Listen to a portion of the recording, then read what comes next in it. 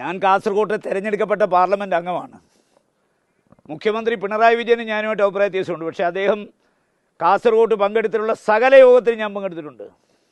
അദ്ദേഹത്തിൻ്റെ മകളുടെ ഭർത്താവും ടൂറിസം PWD മന്ത്രിയുമായ റിയാസ് മുഹമ്മദിനെ ഞാൻ രൂക്ഷമായി വിമർശിച്ചിട്ടുണ്ട്. പക്ഷേ മന്ത്രി എന്ന നിലയിൽ അദ്ദേഹം ക്ഷണിച്ചിട്ടുള്ള എല്ലാ പരിപാടിയും പങ്കെടുത്തിട്ടുണ്ട്. കല്യാശ്ശേരി MLA ആയിട്ട് സഹകരിച്ചിട്ടുണ്ട്. അതുപോലെ തന്നെ പയ്യന്നൂർ MLA ആയിട്ട് സഹകരിച്ചിട്ടുണ്ട്. തൃക്കരിപ്പൂർ MLA ആയിട്ട് സഹകരിച്ചിട്ടുണ്ട്.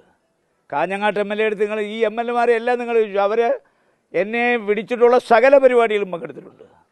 കാസർഗോഡ് MLAക്കും മഞ്ചേശ്വരം MLAക്കും കൊടുക്കുന്ന അതേ പ്രാധാന്യം ഉദുമ MLAക്ക് ഞാൻ കൊടുത്തിട്ടുണ്ട്. അതുപോലെ തന്നെ കാഞ്ഞങ്ങാട്ട് കൊടുത്തിട്ടുണ്ട്. ഈ 5 അസംബ്ലി മണ്ഡലത്തിൽ ഇടതുപക്ഷ മുന്നണിയുടെ MLAമാർക്ക് എൻ്റെ മുന്നണിയുടെ MLAമാർക്ക് കൊടുക്കുന്ന അതേ പ്രാധാന്യം കൊടുത്തിട്ടുണ്ട്. പിന്നെ ജില്ലാ പഞ്ചായത്ത് പ്രസിഡന്റ് വിളിച്ച എല്ലാ പരിപാടിയിലും ഞാൻ പങ്കെടുത്തിട്ടുണ്ട്.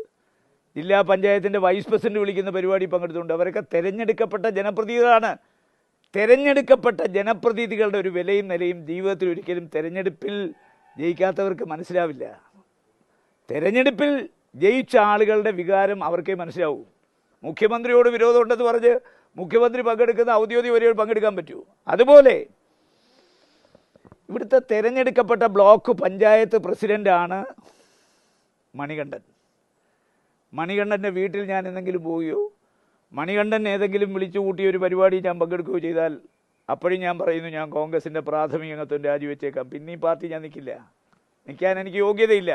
പക്ഷേ കളക്ടർ വിളിച്ചു കൂട്ടുന്ന മീറ്റിങ്ങിൽ, ജില്ലാ പഞ്ചായത്ത് വിളിച്ചു കൂട്ടുന്ന മീറ്റിങ്ങിൽ എല്ലാ MLAമാരും എല്ലാ നേതാക്കന്മാരും ഭക്ഷണം കഴിക്കുമ്പോൾ അവിടുത്തെ ഒരു പടം എടുത്തിട്ട് ആ പടത്തിൻ്റെ പേരിൽ കല്യോട്ട രക്തസാക്ഷികളെയും എല്ലാവരും എന്നെ അവമാനിക്കാൻ ശ്രമിച്ചായിരുന്നു. അതിനൊന്നും ഞാൻ വഴങ്ങി കൊടുക്കില്ല.